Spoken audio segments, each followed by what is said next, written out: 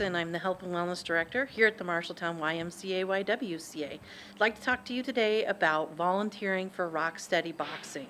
Rocksteady Boxing is a class designed for those who have been diagnosed with Parkinson's. During the class, we work on agility, balance, strength, and coordination. The volunteers that we're needed is to help set up the class and then help make the class fun while keeping the participants safe during the class. This class meets Mondays, Wednesdays, and Fridays from 9 to 10 a.m. And we are looking for any adult 18 or older to help us out.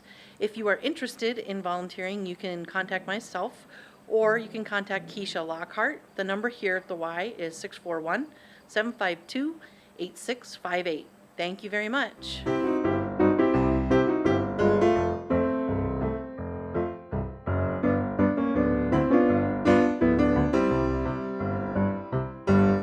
Hi, this is Michelle Roseborough at the historic Mowry Irvine Mansion to tell you a little bit about what's going on with our Historical Society of Marshall County. So, unfortunately, we're still closed to visitors because we aren't able to sanitize historic surfaces without damaging the finishes and the buildings. If you've ever been in here, you know it's a little difficult to distance, and so we are still at it, taking research requests and communicating through Facebook and email. If you are a member, you should have received your newsletter, so we hope you're enjoying those. We will not be having any of our usual holiday events, but as we make reopening plans, when that becomes safe to do so, we will be so excited to let you know. In the meantime, if you would like to reach out for a genealogy request or any local history requests, I'd be happy to talk to you because it gets a little lonely in here by myself. And I can be reached at 641-752-6664 or by email at info@marshallhistory.org. Our board is starting the process of planning a new museum. So we will be really excited to share some of the plans and progress. And if anybody has any ideas, we'd be happy to hear those as well. Hope to see you soon. Miss everybody.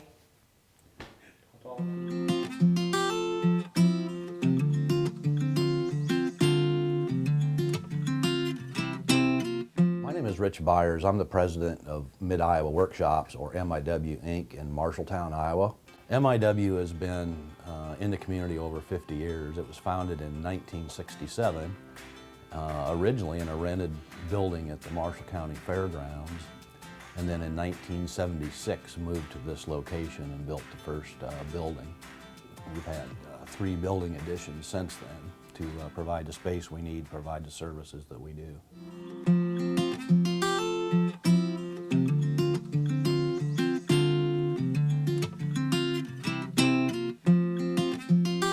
We recycle all the materials that are collected in the Marshalltown, Marshall County area and process that. We sort it, bale it, and then sell finished product to brokers. My name is Todd Whitmore. I'm the MIW staff member in charge of recycling supervisor. Some of the things that we do here are we recycle cardboard, paper, plastic, tin, glass for Marshall County. We are a drop site for the local haulers for Marshall County. Typically what happens is the big trucks will pull into our tipping floor back there, and they will unload all their recycling products. We'll do a quick sort and push it into the area that it needs to go. My group of workers here are sorting a pile of paper that come in. Basically they're going through, a lot of this is office waste, so we're pulling out folders that have the metal binders in them. They will get basically thrown away unless it's something we can pull the metal out, and then we will recycle it. They will look for plastic binders, you know, that like office typically use. They will open them up, take the paper out, and we basically throw away the binder. bags, obviously, they'll remove. Sometimes we get VCR tapes and stuff like that. All that is actually garbage. We don't have an outlet for recycling that material. They'll open any bags that people have the paper in, and then they'll sort it down from there. Obviously, we're sorting out plastic, if there's plastic in bags, tin, pop cans, pop bottles. We get anywhere from 5 to 20 drops a day. Also, any business in Marshall County can drop off at our place for free. We have different size of drops through the day. Some are, maybe 100 pounds of material. Some are as much as 8 tons. Our cardboard typical drop off from one of our biggest haulers would be about 8 tons, and that typically takes about 2 to 3 hours to process through the baler.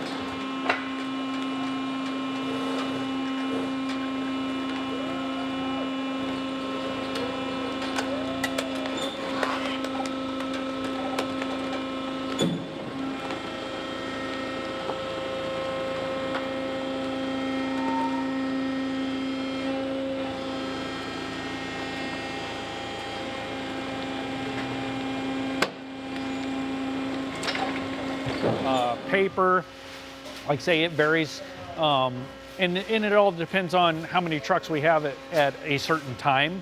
If it's just one, we can typically sort 1,500 pounds in a couple hours, and to process that through the baler, it takes about 10 minutes to do a 1,500 pounds.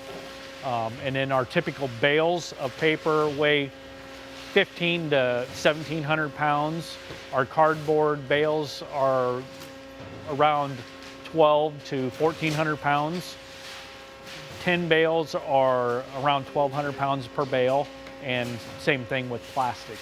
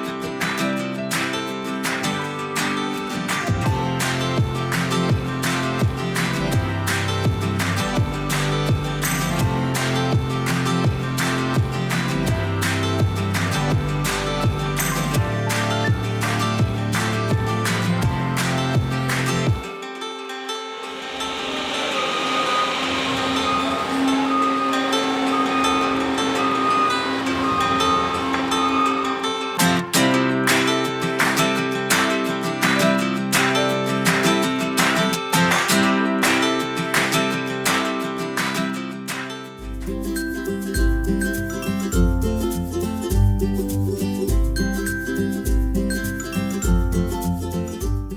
I'm Joa LaVille, the Youth Services librarian here at the library, and I thought I'd show kids and families what to expect during our walkthrough phase. Things look a little different. I look a little different. If you come, this is how I look, and so hopefully you can tell I'm smiling at you even if you can't see my smile, because we're always happy to see you. When you first come in the library, we have some of the new guidelines that we have, and so you can kind of see the different information. Right now, we are asking children 9 and under to be directly supervised by an older teen sibling or parent. That's a little stricter than our normal requirements, and we do ask that young children do stay right with a parent when they come in. If people can, they can come in, as small of groups, but we have had families come together. We understand that, that sometimes everybody needs to come, so that's just kind of, if you can run in and get something, we try to keep our numbers low. And so right now we have a 25 or lower capacity in the whole building. And sometimes when there's several big families, that can get pretty high to close to the capacity mark. We also ask that people spend 45 minutes or less when they do visit the library right now during the walkthrough phase. We hope this won't be forever, but so far this is working for us to be able to offer you library books. You will come over to this table and somebody will welcome you and give you a sticker that tells what time you came in. And if you have any questions, you can let them know. You can see that our bathroom, we just have one unlocked bathroom, and if we know there might be an emergency, especially if you bring little ones, so you can ask in youth about that or use this one if you need to, but otherwise they're not really generally available.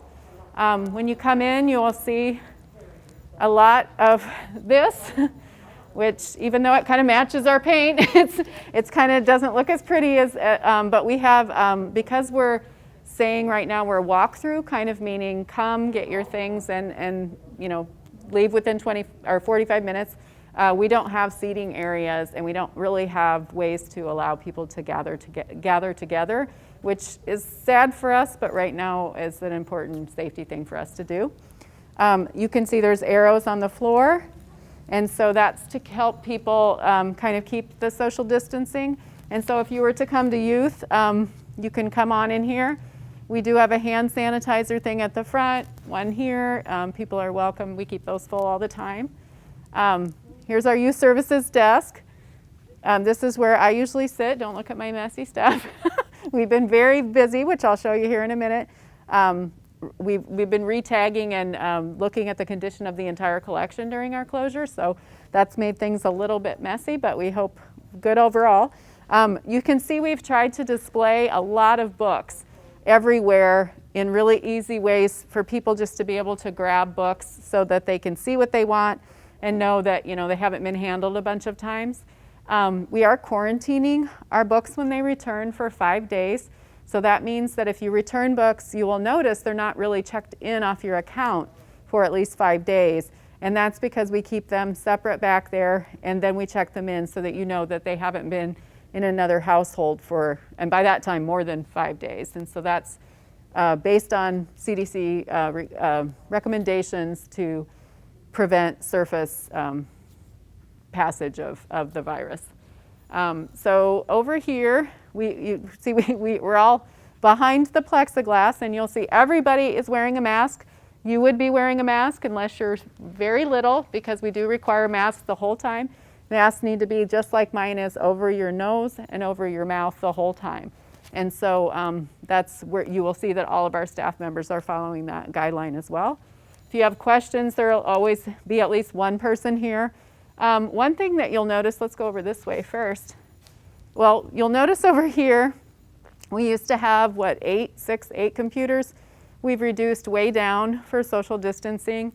And because of the requirements of everything and the time, mostly people are just kind of using the computers down at information and here to look up information, maybe print something, but not really a lot of fun things going on the computers because we just don't have the capacity anymore for that during this phase. So this is still all temporary. We will be hopefully back to a more normal time soon.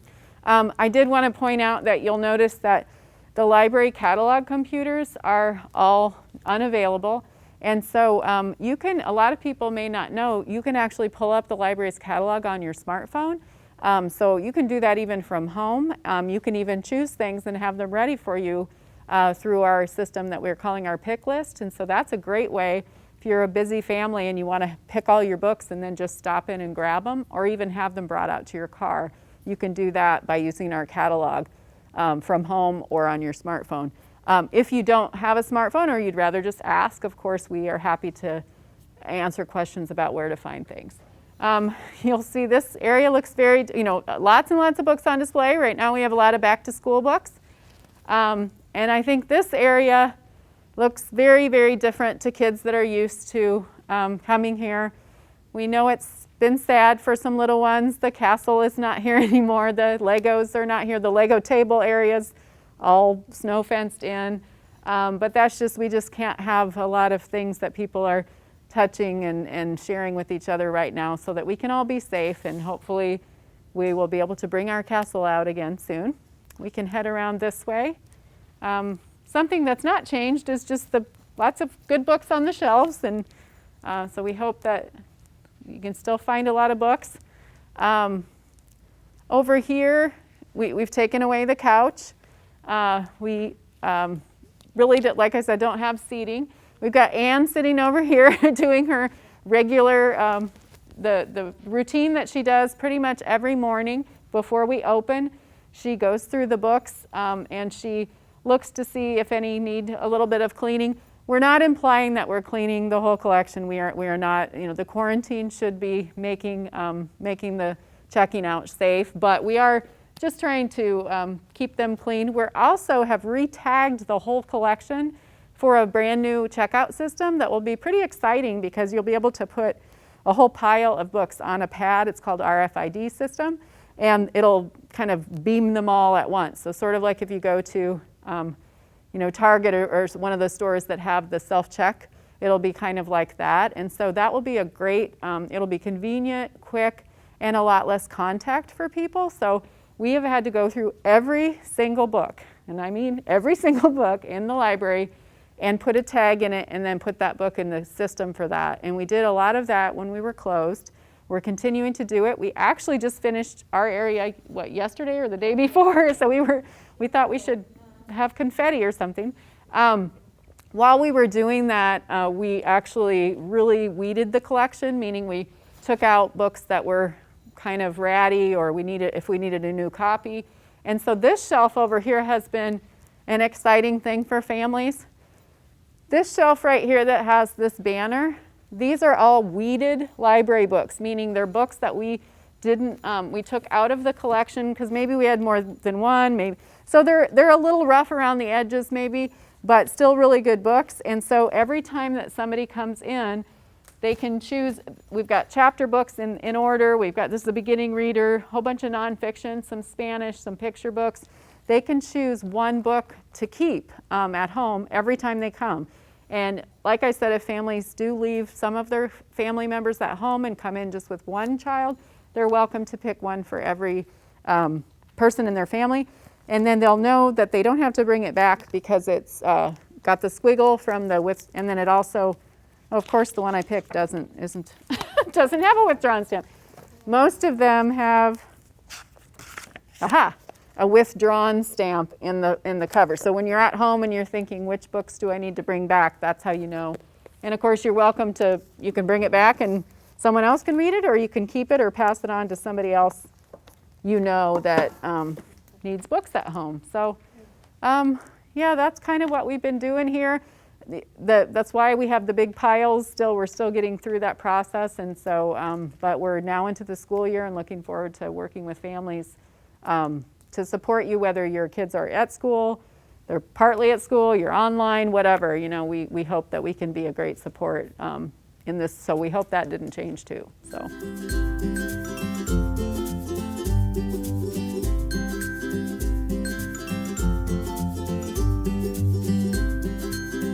Hi, my name is Pat Thompson. I'm public health nurse for Marshall County, and we're taping outside because it's even though it's cool outside, we have sunshine and it's just very pleasant right here.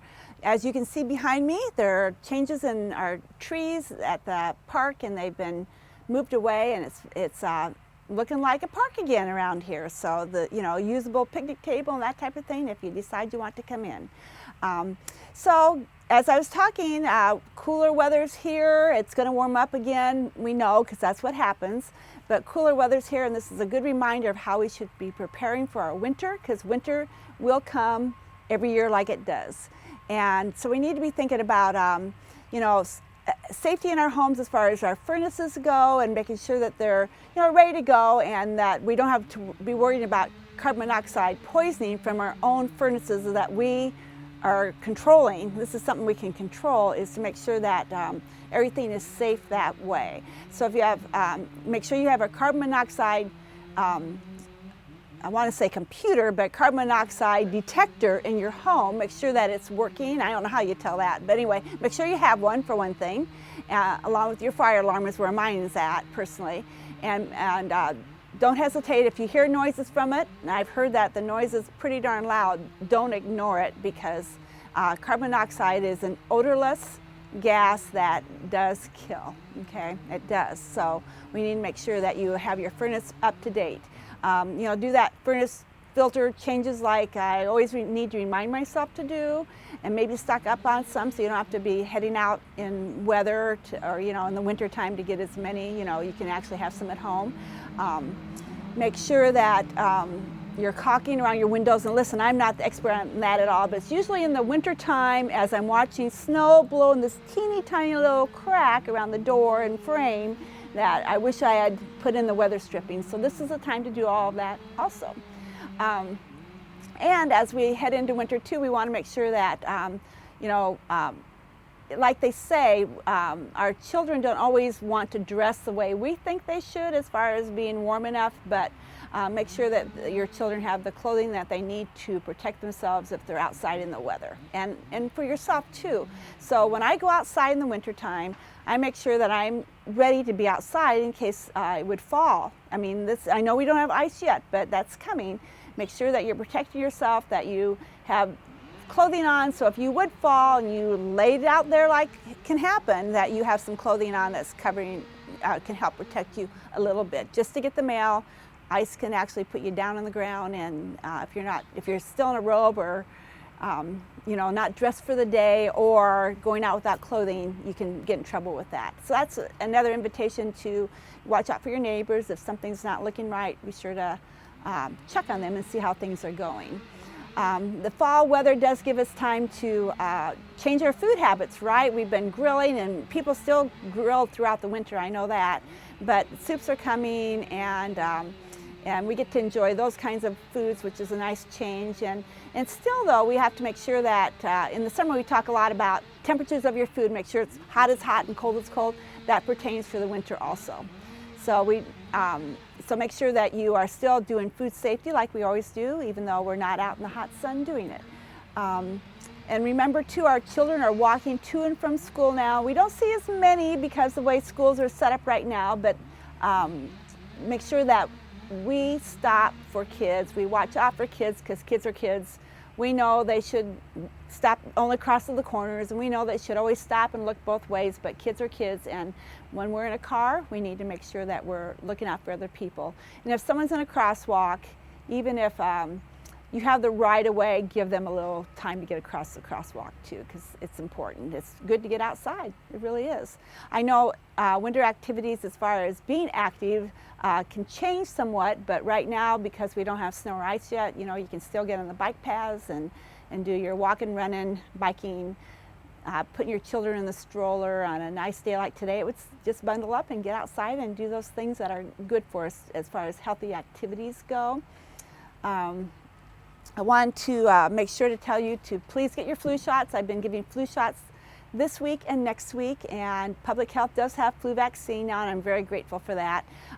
You don't want seasonal flu along with COVID, the virus. So make sure that you get your flu shot to protect yourself.